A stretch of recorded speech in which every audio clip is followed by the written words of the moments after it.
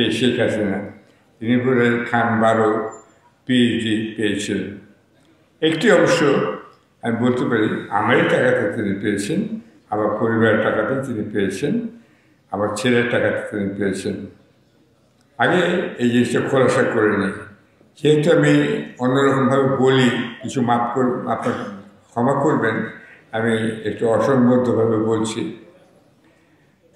আপনারা খেয়াল করবেন যে শেখ হাসিনা শেষের দিকে কিন্তু আর কোনো ডক্টরেট নেননি।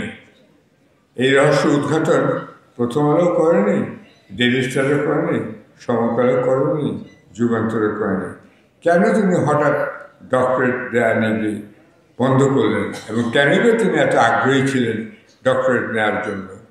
তার কারণ তিনি নিজেই খুব অশিক্ষিত ছিলেন, মূর্খ ছিলেন এবং অজ্ঞানও ছিলেন। এটাই বাস্তবতা। যখন তিনি প্রধানমন্ত্রী হলেন তখন তিনি চিন্তা করে দেখলেন যে আমার তো ডক্টরেট লাগবে, আমাদের পরিবারের কেউ শিক্ষিত না, এমনকি তার পিতাও শিক্ষিত ছিলেন না। তার পিতা আইএ পরীক্ষা অটো পাস করেছিলেন এবং এগুলো সব আমার বাবার লেখা আত্মজীবনীতে পাবেন। তিনি যখন জীবিত ছিলেন। তফাৎ হচ্ছে এই যে শেখ মুজিবুর রহমানের জীবনী কিন্তু লিখেছেন শেখ হাসিনা, কেন শেখ মুজিবুর তখন মৃত ছিলেন, জীবিত ছিলেন না। আর আমার বইটি মানে আমার বাবার বইটি বাবাই লিখেছিলেন, কেন তিনি তখন জীবিত ছিলেন। যদিও শেখ হাসিনা পরে অভিযোগ করেছেন যে ওই বইটি শফিক রহমান লিখে দিয়েছে। উনি বিশ্ব মৃত্যুকে নামে পরিচিত ছিলেন, এখনও তাই। তা তিনি সেরকম কথা বলতেই পারেন। ডক্টরেট নেননি কারণটা বলে দিচ্ছি, সেটা হচ্ছে, এবং আমি অনুরোধ করবো এখানে, আমি আশা করব যে পরবর্তী সরকার যখন নির্বাচিত সরকার আসবে, আমার অত্যন্ত শ্রদ্ধাভাজন আমির হোসেন মোহাম্মদ চৌধুরী নিশ্চয়ই মন্ত্রিসভায় থাকবেন। একটি দায়িত্ব তাকে আপনাদের সকলের সামনে দিয়ে দিচ্ছি আজকে।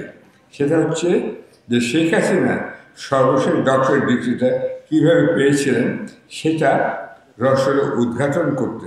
ফাইলটা আমি নিজে দেখে এসেছি, লন্ডনের দূতাবাসে আছে।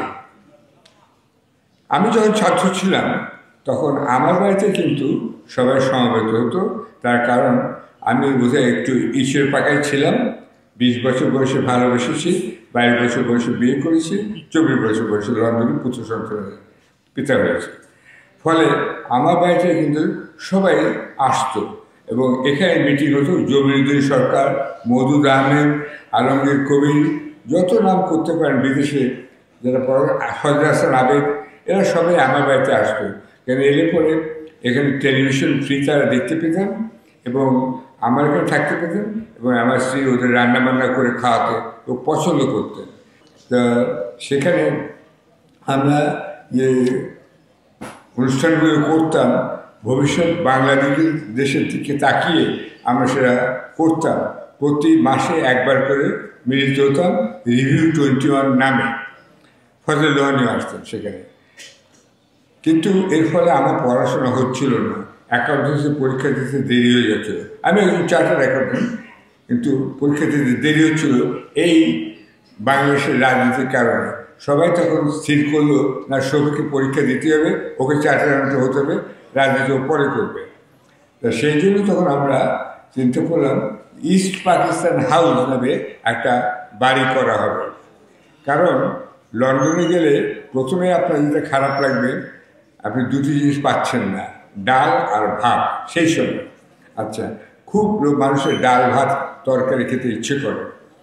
এবং পশ্চিম পাকিস্তানের অধীনে তখন আমরা ছিলাম, ওদের একটা পাকিস্তান হাউস নামে একটা হস্টেল ছিল। সেই হোস্টেলে আপনার সবাই সমবেত হতো দুপুরে খেতে, রাত্রে খেতে, এবং 1 মাস থাকতে পারতো সেই হোস্টেলে তারা অল্প পয়সা। সেখান থেকে তারা যে যার নির্ধারিত জায়গায় গ্লাসগো, বার্মিংহাম, ম্যানচেস্টারে চলে যেত এবং দুপুরের খাওয়া দাওয়া তারা বাঙালি খাওয়া বা পাকিস্তানি খাওয়াতে তারা খেতে পেত সস্তাতে। কিন্তু বাঙালিদের সেখানে থাকার সুযোগ খুব কমই ছিল। এই জন্য আমরা ইস্ট পাকিস্তান হাউস একটা করলাম।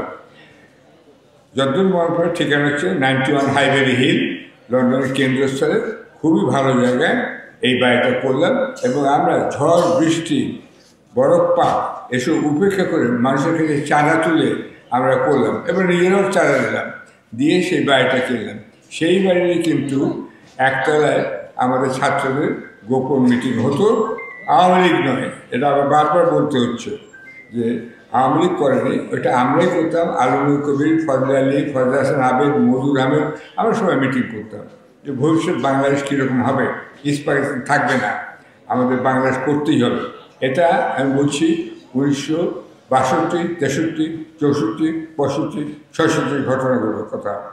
ওই বাড়িটা ক্রমে একটা ছাত্রাবাসে পরিণত হয়, সাময়িকভাবে থাকতে পারে এবং সাময়িকভাবে খাওয়া দাওয়া করতে পারে। আর নিচে তারা আমাদের ছিল মিটিং, আমার সভা সমিতি, কী করে আমরা বাংলাদেশকে স্বাধীন করতে পারি। এটা কিছুদিন আওয়ামী লীগের সহ্য হয়নি। সেই জন্য তারা করলো কি, যখন শেখ হাসিনা একবার লন্ডনে গিয়ে বললেন ওইটা বাড়িটা বিক্রি করে দাও তোমরা, এবং হাই কমিশন বাধ্য হলো সেই বাড়িটা বিক্রি করে দিতে। হাইওয়ে হেলে আপনি ফাইল পাবেন, আমি ভবিষ্যৎ মন্ত্রীকে বলছি, জানিয়ে রাখছি, তিনি যেন সেই ফাইলটা গিয়ে দেখেন। অত্যন্ত কম দামে বিক্রি করে দেওয়া হলো ডারহাম ইউনিভার্সিটিতে। ডারহাম ইউনিভার্সিটি সকল শেখ হাসিনাকে দুটো জিনিস দিল। এক হচ্ছে বঙ্গবন্ধু চেয়ার নামে একটা থাকবে, যে ওই অর্থাৎ ওই একটা প্রফেসরের পদ নাম হবে বঙ্গবন্ধু চেয়ারে তিনি অধ্যাপনা করেন, এটা হলো। আর দিল শেখ হাসিনাকে একটা পিএইচডি, তিনি ডারহাম ইউনিভার্সিটিতে কিন্তু পিএইচডি ফিরলেন। হয়তো তারপরে তার যদি বিবেক, অনুশোচনা, অনুতাপ করে কিছু তখন থাকলেও থাকতে পারত, এখন তো কিছুই নেই। আচ্ছা, সেইটার জন্য তিনি ওই ডক্টরেট পেলেন। এই যে ডক্টরেট তিনি পেলেন, কিন্তু আসল উদ্দেশ্য ছিল ইস্ট পাকিস্তান হাউস বলে যেন কিছু না থাকে লন্ডন শহরে। ওই বাড়ি দেন এখন প্রায় 7-8 মিলিয়ন পাউন্ড। এই টাকাটা আমাদের আদায় করতে হবে তার বোনের রেহানার কাছ থেকে, অথবা তার কাছ থেকে আদায় করতে হবে। তুমি এই বাড়ি আমাদের ফেরত দাও, আমরা আবার কিনবো, অথবা আরেকটা বাড়ি কিনবো। তিনি আওয়ামী লীগ ছাড়া আর কেউ যে কোনো স্বাধীনতার জন্য লড়াই করেছেন, এটা তিনি মুছে ফেলতে চেয়েছিলেন, তিনি এবং তার পিতা।